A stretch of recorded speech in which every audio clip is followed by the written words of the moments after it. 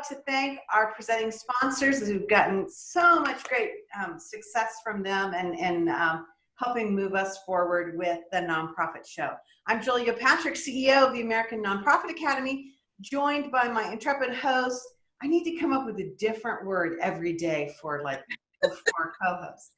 A fabulous co-host, Jarrett Ransom, the nonprofit nerd herself, one of the great minds in the nonprofit sector in our country. And if you joined us on our Chitty Chat, we were talking about how Jarrett actually led a strategy session online with a group that she normally would have done this work in person. So it was really cool to hear how it went. And we probably need to talk about that for an upcoming show. But more importantly, we have Dr. Evelyn Jabri coming to us, and she witnessed to us before we were getting started that there was a pretty massive wildfire on a large mountain range outside of her community where she lives. And so she can see the smoke and the flames. You're not in any danger, and it's miles away, but... Yep, I'm good. I'm good. It's just a different view today than usual. Well, I would imagine as a scientist and somebody who deals in science, you probably think about these things in a different way, in like the strategic way of how this works. Well, you know, it's funny because I saw them spraying the pink fire retardant. Yesterday, the big plane came by and put out the big whoosh, and I thought, I wonder what's in that. So the scientist in me, of course, goes and looks up what chemicals, what's in there, what's included.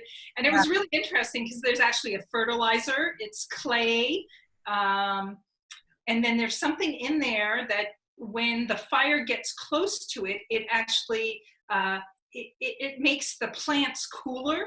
So as the fire gets close to it, it cools down the area so that the fire doesn't progress much further. So anyway, so there's my geeking out of science. So it was nice to know that it was, you know, one of those kind of, oh, that's a really interesting way to mix chemicals. And who thought of this? That was my last question, and I haven't figured that out yet. So I love it. Well, that's great. And that's what makes the world go round. And that's why we need more kids going into STEM.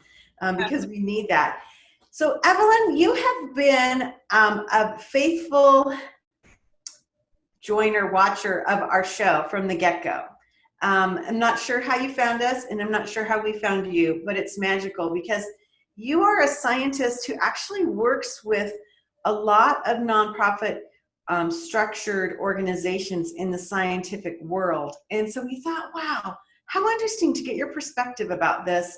Jarrett and I have been talking off and on about how we feel like one of the big trends in the nonprofit sector is going to be joint unions, joint partnerships, the sale, the investment of nonprofit intellectual property. And we thought, wow, maybe we should get you on to kind of talk about that. And so if we could start by if you could give us the landscape of what a nonprofit scientific organization would look like, because I don't know if I really know that other than like what I call the disease du jour, which sounds horrible.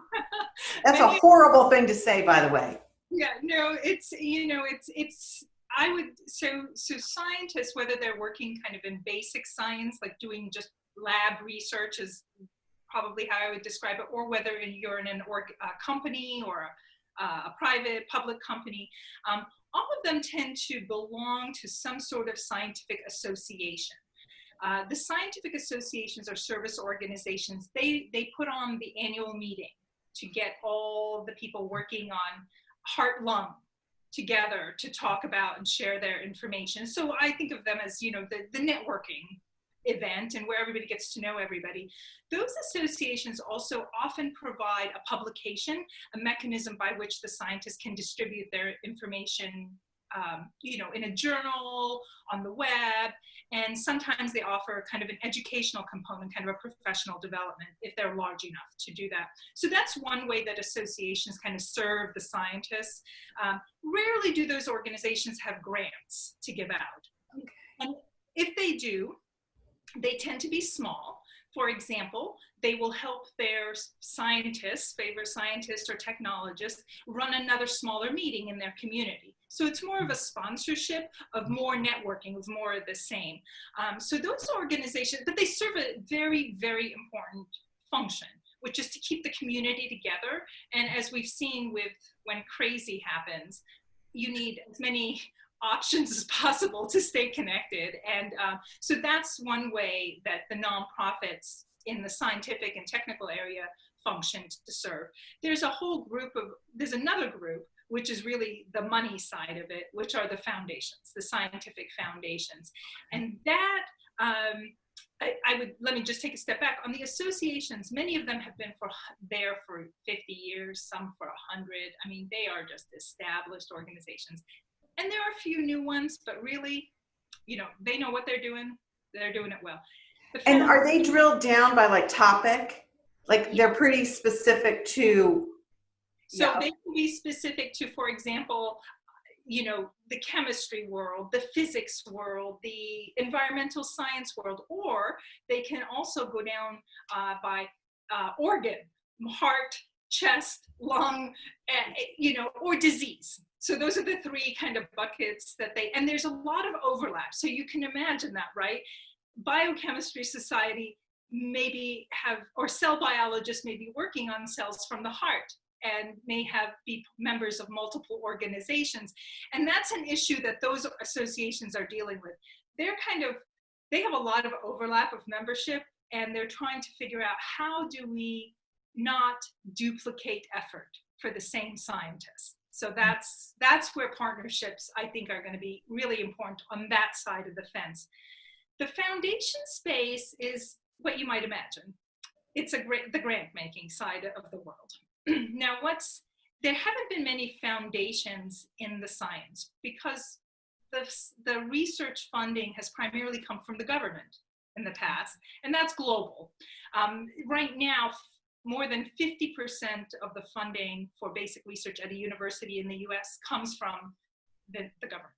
So the rest comes from, pick your favorite bucket, one of which is foundations. So they haven't really played a big role. However, they're playing a bigger role now. And the reason is, one, we have more billionaires who in the last 5 years, the number of billionaires has increased, 12, 15%, it's ridiculous. But many of them come from the technology, from the STEM area.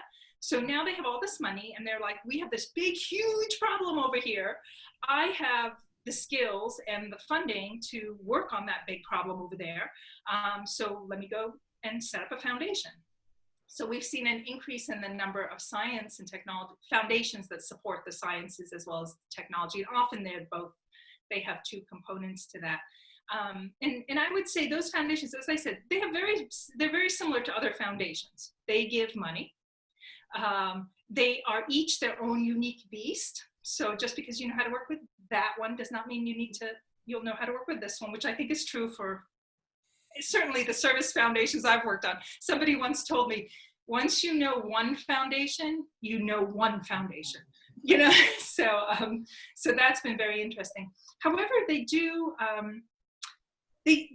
have some commonalities that I think are different, but the audience can tell me if this is true. These are my observations of 3 things I think, or 4 things I would say that are different about these science foundations. One is, because their founders come from kind of the business entrepreneurial sector, they're very strategic and actually have a strategy for what they want to accomplish, what impact they want to make. They tend not to be reactive. So for example, in the COVID situation that we're in, many of these foundations didn't just give more money for COVID research. They thought about what could they do within their strategy that might support COVID. So they always are about their strategy and supporting, making a bigger impact that they want to make. So they focus very much. So I would say they're not reactive. They're very, maybe collaborative is the right word, but they very much focus on their strategy and their way of doing things. They also take a systems approach. So you'll often find them, because they come from business with these big complex problems, and they've thrown technology at it, they've thrown whatever, pick your favorite thing. They tend to think, what's the big problem? What's the system I'm working in? What's the big problem I'm trying to solve? What's the technology I can throw at it? And how am I going to measure my impact? And they do that very fast. Every 6 months, they are just constantly measuring their system and figuring out, hey, am I going down the right path? And which brings me to my other point. Metrics are huge for these guys. They hire scientists, they hire technologists, and boy, having written some of these grants, I look at them and I'm like, really? You want that much data? And it's a challenge, but they want to know, how are they impacting the system? They want to make a big sustainable change, and they want to have numbers to go with it. And then the most important thing that I wanted to point out is they are very collaborative. Again, going back to what's their background? Well, they're used to working in a company and partnering with that small company, with that government agency, and they know that the only way that they will get their big impact that they can stand and talk about is really by partnering.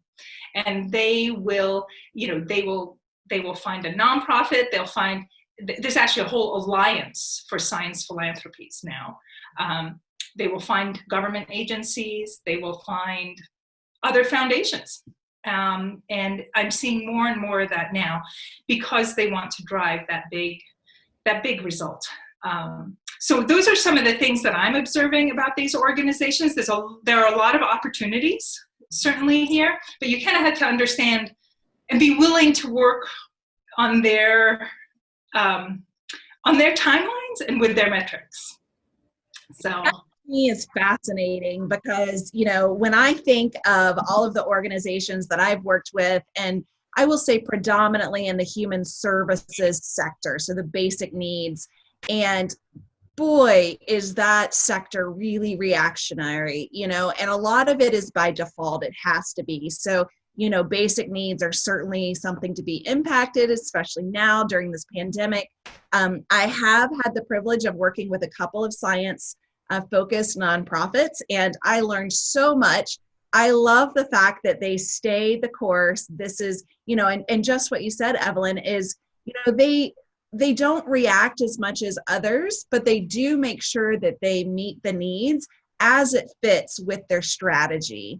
And that to me is fascinating. I also love the fact, that you said that their metrics, and man, could we learn so much from that, because when it comes to metrics, evaluations, those other impact statements, it's like, we could learn a lot from the scientists because they really are on their theories and they are on, all of that. And I can only imagine what those grants look like that you've had the pure privilege of being part of.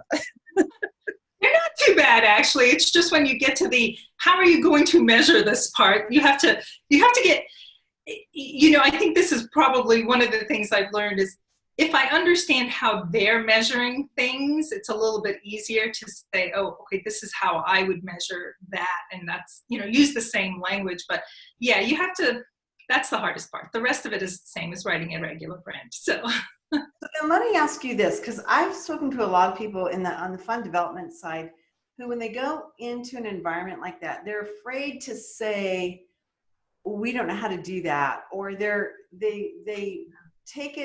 kind of take the position of, well, we'll figure that out later, or they're not quite as transparent as they probably should be going into it and saying, look, we understand that there's value to this metric and this measurement and this process as well, but what we need to kind of roll that into the grant, right? Yep. So that we can start to understand it. Because I think one of the things that, and Jarrett and I have talked about this on other shows, is that the nonprofit sector is great at this emergency process. Let's figure, how we solve the crisis or how we navigate the crisis, not to what goes on beyond it and how do we interpret for future results or prevention or some whatever that future might look like. And I'm wondering, would a science foundation see that as a fault or a chink in someone's armor if they come to the table and say, yeah, we understand there need to be some metrics, but we need help with that. Oh, I think that's exactly the approach you want to take. Okay. So first of all, these guys, they love to talk about what they do. Okay. And they really are, they love to share their technology, and they would love to have you use whatever system they're using because that makes life easier for them, right? And so I would leverage that, and absolutely, I'm a big fan of being transparent about what you can and cannot do, and what you are willing to do, right? Because some things you will never want to do, but what you are willing to do, and to be really honest with that in the grants. And I think this is one of the critical points with all of these grants. It's important for two reasons. One, the organization is changing their strategy all the time. So you need to be touching base and understanding what's your strategy. Second, you want to make sure that you align as much as possible with the way they do things as they change. So it's important, I think, when you get to that metrics point, to talk to them and say, we don't do this. We think it's important. We agree with you. We don't know how to do this. Can you suggest ways that we can do this? And so what that does is it actually puts you in a great position, because you've now completely put it out on the table. And if they say, yeah, we'd like you to use this tool, then you say, we'd love to use this tool. I'm going to add this in my budget on the grant. Is that okay? Or can you give us a license to use that tool as part of your license, your kind of freebie to us? And often I have seen them say yes. I mean, because again, they want the big impact. They want you to work well with them, and they want everybody to succeed, because if they give you a grant and you don't succeed, or you don't give them more data, that's them not succeeding. So I think approaching it from the really transparent and honest, I think will get you more than you think you would have even imagined, honestly. And they may even say, oh, and by the way, do you do this? This might be useful. Would you like that? And so you may even gain like some additional help from the organization by being, very honest. And the other thing that I would add is, and I agree, nonprofits are not very good for asking for what they need or pricing things. It drives me nuts personally, because I think they have so much worth. So I think being honest about what your costs are, everything from, volunteer time, everything. Remember, these guys have a ton of money, okay? They really want to make an impact. So help them spend their money and achieve their impact. I have seen, great point, Evelyn, is to add that cost of the technology or the evaluation into the budget. I've seen that more and more as something that many foundations are starting to really find value in investing. And, because they always ask in most of these grants, how will you measure success? And so we need to say, it's not just a pre and post survey. It's not just an evaluation or what have you, or anecdotal stories. We are taking this investment. This is what we're doing. Maybe we're bringing someone in on a contract basis. And that is perfectly fine to put into your budget and into the narrative piece of the financial ask, to the foundation. So scientific or not, I think anyone watching this, that is a great opportunity to learn this lesson, because it does cost money, and it's so important to really have those metrics of success. Or if it's not successful, we need to measure why it wasn't, and how we might be able to change it in the future. So I think that is a huge nugget for everyone to take away from this conversation, is to put that evaluation and the metrics into your budget line and ask that as part of your foundation request. And you never know, maybe somebody who can actually even train you if that's not your thing. Yes. They may have an individual who's more than happy to say, let me show you how to do that and how to measure those. And then you've gained all this fantastic knowledge into your organization, and that benefits you when you write your next grant, and I feel like there's so much opportunity to kind of build on that once you get the hook in there. So win-win.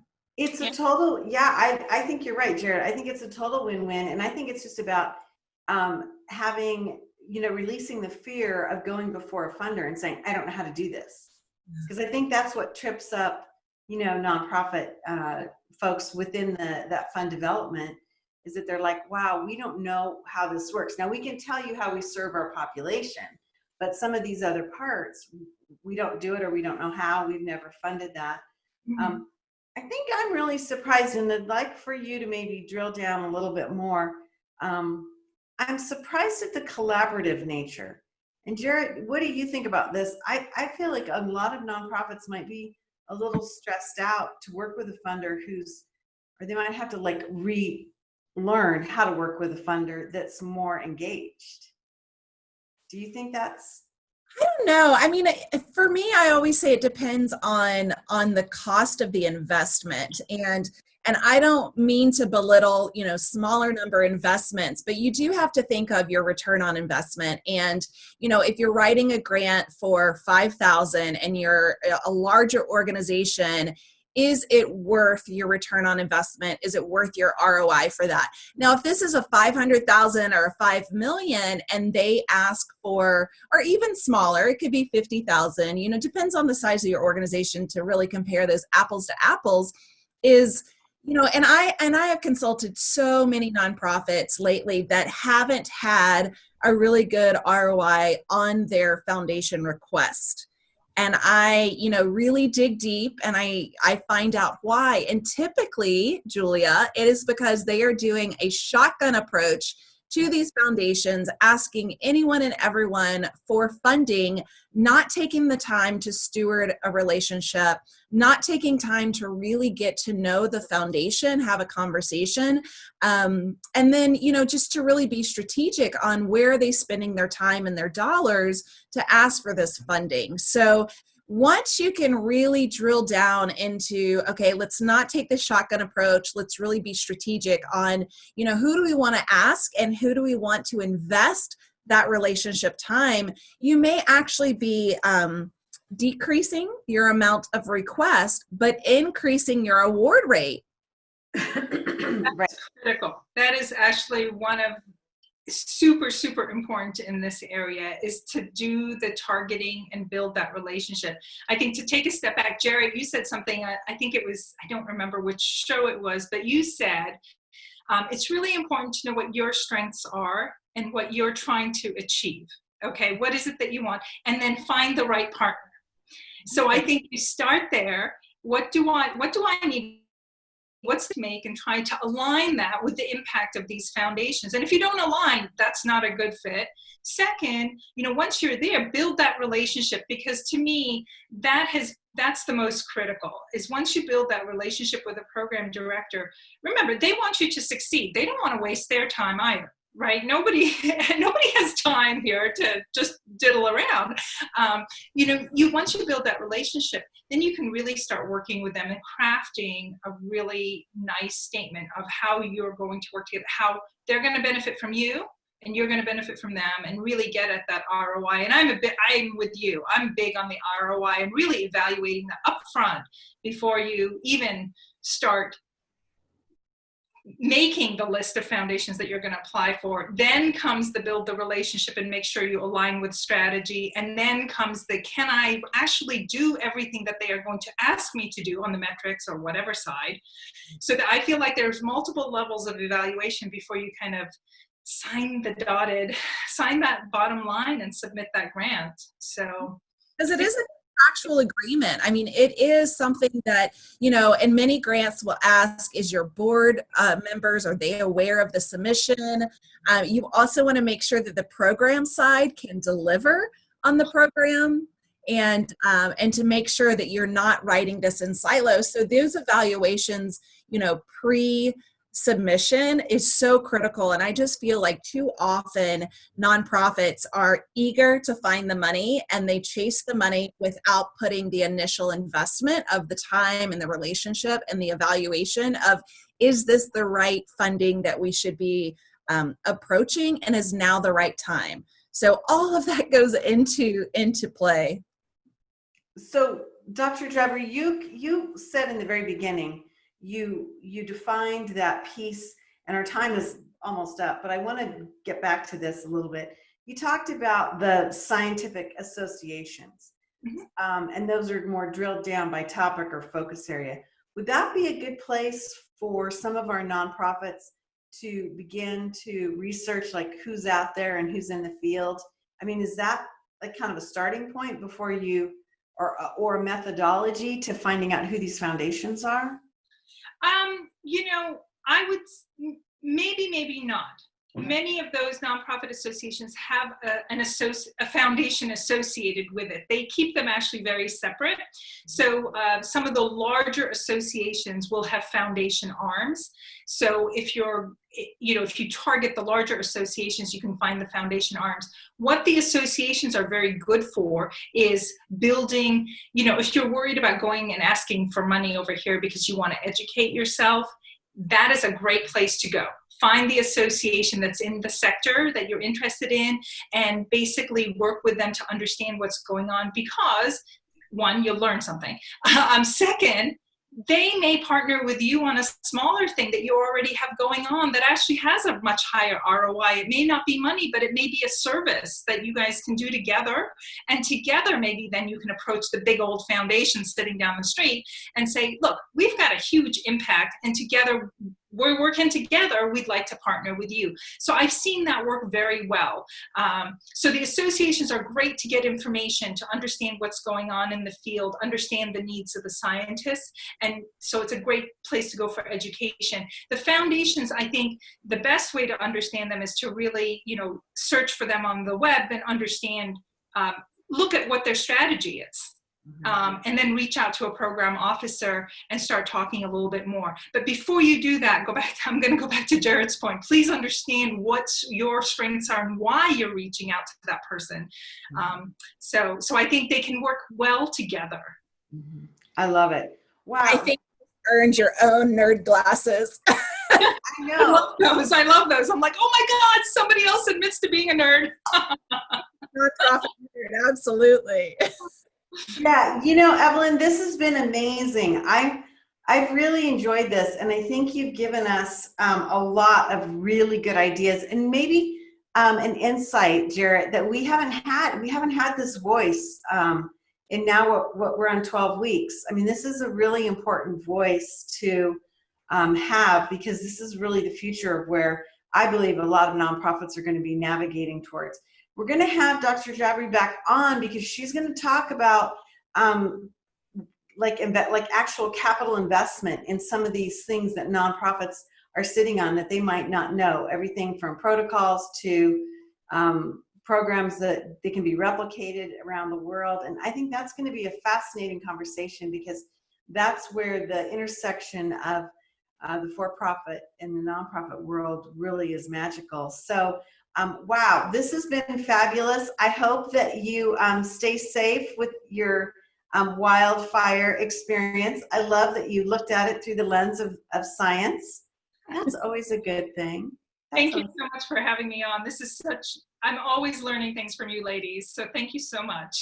Well, thank you for sharing your time and your talents. And you have tons of experience and knowledge to share with us. And so we appreciate that. Yeah, it's been amazing. Here's Dr. Jabri's information, ENA Innovation Group, really interesting work that they're doing. And again, we're going to have you back on. I should have figured out what the date was, but I didn't do that. So do you know? July, but I don't know the exact date. Sometime mid-July. Mid-July is what I have in my mind. Okay, well, that's a tease in itself. So, hey, everybody, thanks so much for joining us. Please reach out to us and let us know. We want to, again, thank our sponsors for helping us support the nonprofit show, Yay Team. And we've got a lot of really amazing guests coming on. And we also have a new website where you can directly access our show in the archives, thenonprofitshow.com. Doesn't get any simpler than that, does it, huh? So we're excited to have you join us on this amazing journey. Evelyn, thank you so much for sharing with us your time and talent. I learned a lot. You gave me a lot to think about. And we're going to see you tomorrow. I'm going to sign off as I do every day. What do I say, Jarrett? Stay well so you can do well. See you tomorrow. Thanks, everybody.